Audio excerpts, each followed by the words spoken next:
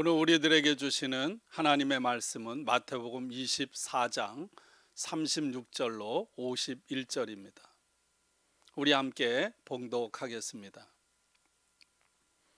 그러나 그날과 그때는 아무도 모르나니 하늘의 천사들도 아들도 모르고 오직 아버지만 아시느니라. 노아의 때와 같이 인자의 임함도 그러하리라. 홍수 전에 노아가 방주에 들어가던 날까지 사람들이 먹고 마시고 장가들고 시집가고 있으면서 홍수가 나서 그들을 다 멸하기까지 깨닫지 못하였으니 인자의 임함도 이와 같으리라. 그때 두 사람이 밭에 있음에 한 사람은 데려가고 한 사람은 버려둠을 당할 것이요, 두 여자가 맷돌질을 하고 있음에 한 사람은 데려가고 한 사람은 버려둠을 당할 것이니라. 그러므로 깨어 있으라. 어느 날에 너희 주가 임할는지 너희가 알지 못함이니라.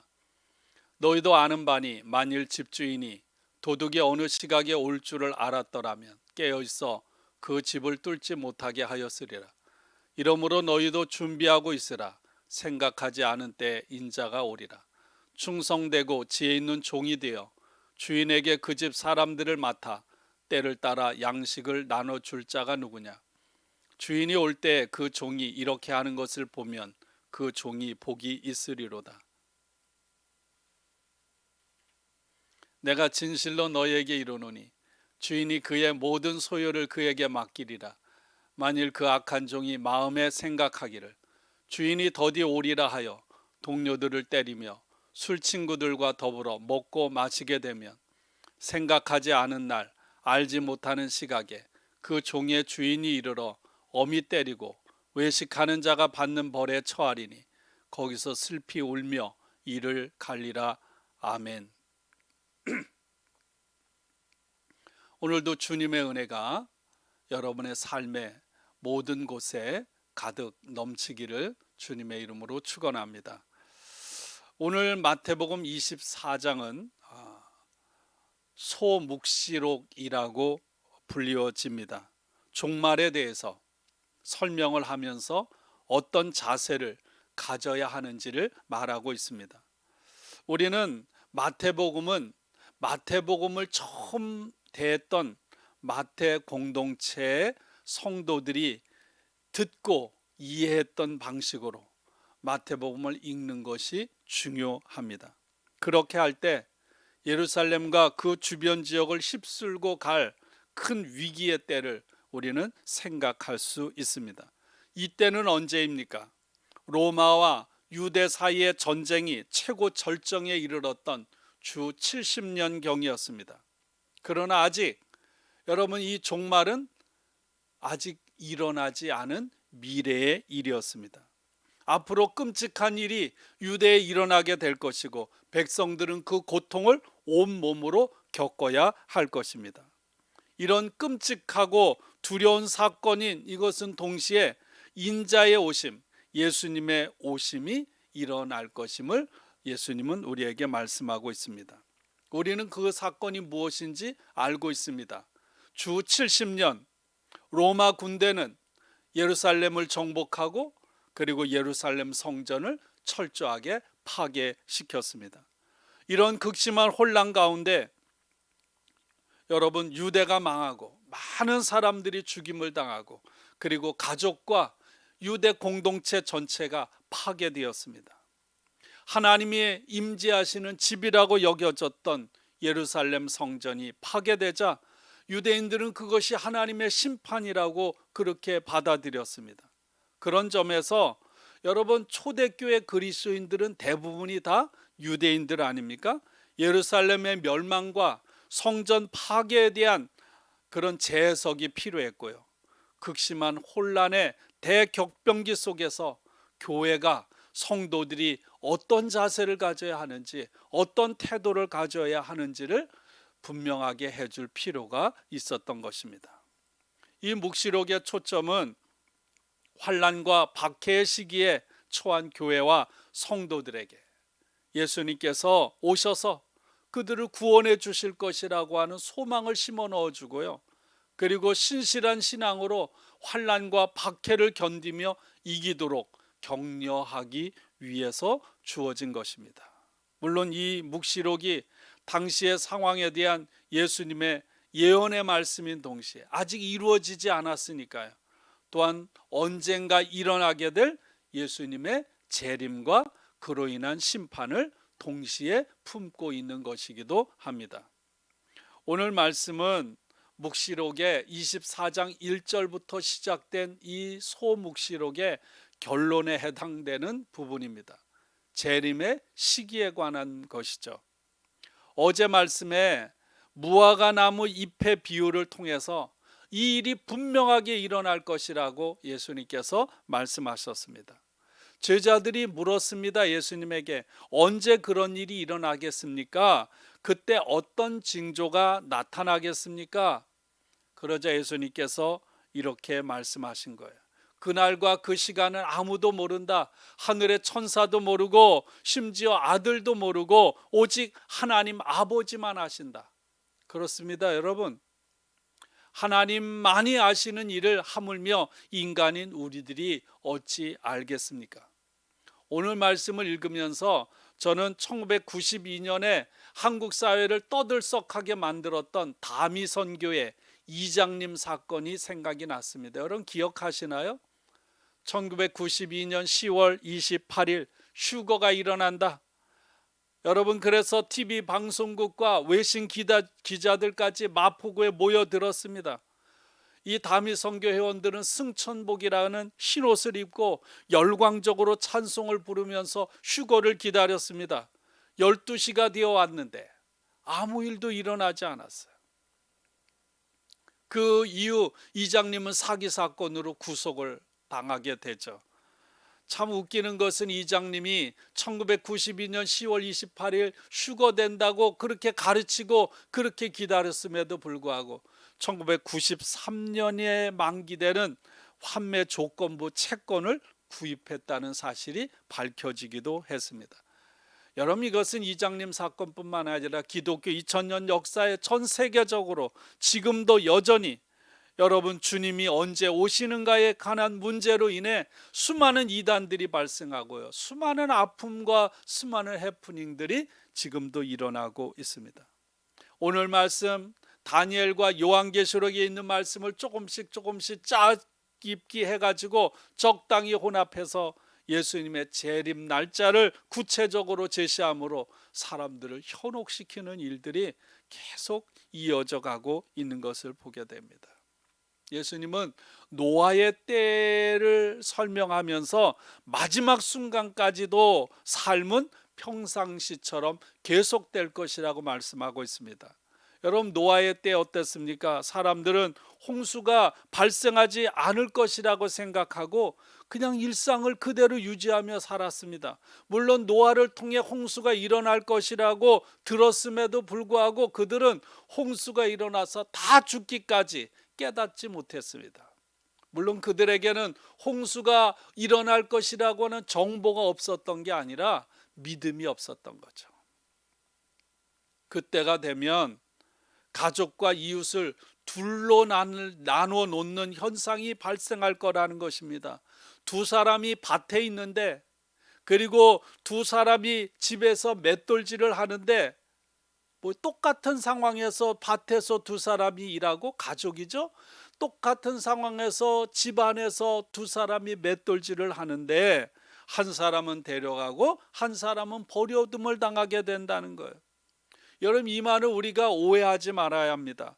어떤 초자연적인 구원 행위로 하나님께서 한 사람은 데려가고 한 사람은 남아서 멸망을 당한다는 뜻이 아닙니다. 여러분, 6.25 전쟁 때 여러분 그렇게 이 공산군과 중국군들이 이 남침을 하면서요, 정말 모든 도시와 마을을 쑥대밭으로 만들고 지나갔지만 어떤 마을은 아예 발길조차 닿지 않아서 전쟁이 일어난 줄도 모르고 그렇게 지난 사람들도 있다고 합니다.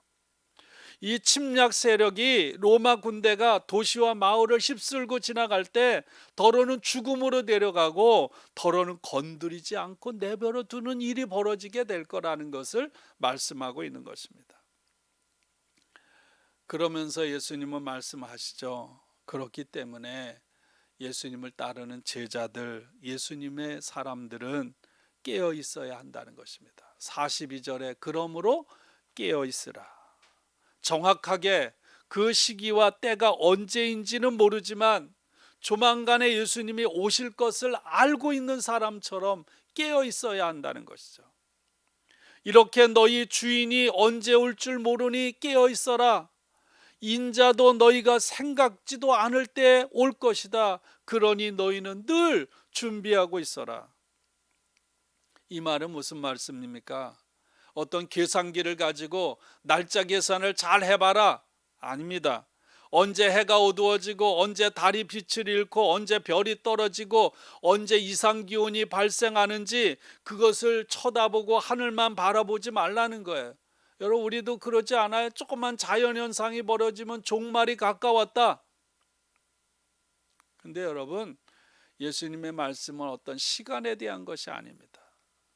종말을 맞이하는 제자들 그리스도인의 삶의 자세와 태도에 관한 말씀인 줄로 믿습니다. 분명한 것은 우리가 전혀 기대하지 않은 때 예수님께서 다시 오신다는 것입니다. 그러므로 예수님이 오시는 일이 지연된다고 해서 세상에 한눈 팔지 말고 예수님이 오시기를 바라는 마음을 지속적으로 잃지 말라는 것입니다. 여러분, 도둑의 비유를 하고 있잖아요. 집주인이 도둑이 어느 시각에 올 줄 안다면 도둑이 그 집에 들어오지 못하도록 깨어 있을 것입니다. 다시 말해 우리는 지속적인 관심과 느슨해지지 않는 집중력을 가지고 준비하고 깨어 있어야 한다는 거예요. 집중하고 기다리며 예수님을 맞이해야 한다는 것입니다. 그렇게 하면 예수님이 언제 오시든지 놀라거나 당황하지 않게 된다는 거죠. 마지막으로 예수님은 충성된 종과 악한 종의 비유를 말씀하셨습니다. 45절, 충성되고 지혜 있는 종이 되어 주인에게 그 집 사람들을 맡아 때를 따라 양식을 나눠줄 자가 누구냐? 충성된 종, 사명을 부여받은 종, 여러분, 목양을 하는 목회자, 모든 사람들이 만인 제사장 아닙니까? 주님의 제자인 저와 여러분들 모두가 다시 오실 주님을 사모하면서 주인의 집의 사람들을 때를 따라 먹이는 일을 게을리해서는 안 된다는 거예요. 예수님께서 베드로에게 찾아와 만나 주신 것처럼 요한의 아들 시몬아, 내가 나를 사랑하느냐? 예, 제가 주님을 사랑합니다. 내 양을 먹이라, 내 양을 치라 말씀하신 것처럼 때를 따라 먹이는 것을 게을리해서는 안 된다는 거예요. 충성된 종은 주인이 없을 때에도 자기 일을 충실하게 감당했기 때문에 주인이 돌아와서 그 종이 열심히 섬기고 있는 것을 보게 되면 그 종은 복을 받게 될 것입니다. 그러나 악한 종은 어떻습니까? 반대로 주인이 더디 올 거라고 생각해서 그때까지는 주인이 없는 세상, 내가 주인이에요, 종의 사명을 잊고 마음껏 동료들을 부리고 때리고 술 친구와 더불어 먹고 마시는 등 방자하고 방탕한 생활을 했습니다. 그런데 생각지도 않은 때 주인이 와서 종의 악한 모습을 보게 될 것입니다. 그때 악한 종은 혹독한 심판을 받게 될 것이죠. 주인은 그 종을 외식하는 자가 받는 벌에 처할 것이라고 말씀하세요. 외식하는 자가 받는 벌이라는 건 이것입니다. 종의 신분과 사명을 부여받았음에도 불구하고 정작 마음으로는 주인이 더디 올 거라고 생각해서 종의 마음이 아닌 딴 마음을 가지고 살았던 사람에게 주어지는 벌을 받게 된다는 거예요. 예수님의 이 경고가, 여러분, 예수님이 돌아가셨다가 부활하신 그게 30년경 아닙니까? 후 성전에 대한 말씀이 아직 실현되기 이전, 성전이 무너질 것은 주 70년, 그런 1세기의 긴박한 상황 속에서 선포된 말씀입니다. 그러나 또한 동시에 우리는 지난 2000년 동안 그리고 지금도 다시 오실 주님을 우리는 기다리고 있습니다. 그런 점에 있어서 우리에게도 이 말씀은 살아 역사하는 그런 경고의 말씀임을 믿습니다. 여러분, 우리의 삶은 어떤가요? 매일매일이 위험하고 혼란스럽습니다. 특별히 코로나로 인한 상황은 종잡을 수 없습니다. 하루하루 여러분, 한 주 다음에 우리 앞에 무슨 일이 일어날지 전혀 알 수가 없습니다. 그런 상황에 우리는 살아가고 있는 거예요. 이런 상황 가운데 우리들이 오늘 말씀 앞에서 대답할 책임이 있는 것입니다. 당신은 준비되어 있는가? 너는 준비되어 있는가? 너는 깨어 있는가? 오늘 주님이 우리에게 이 말씀을 통해 물으시는 거예요. 사랑하는 여러분, 여러분은 준비되어 있습니까? 여러분은 깨어 있습니까? 그리스도인 예수님의 제자들은 마지막 날을 준비하며 살아가는 사람입니다. 종말의 관점에서, 요한계시록은 그렇거든요.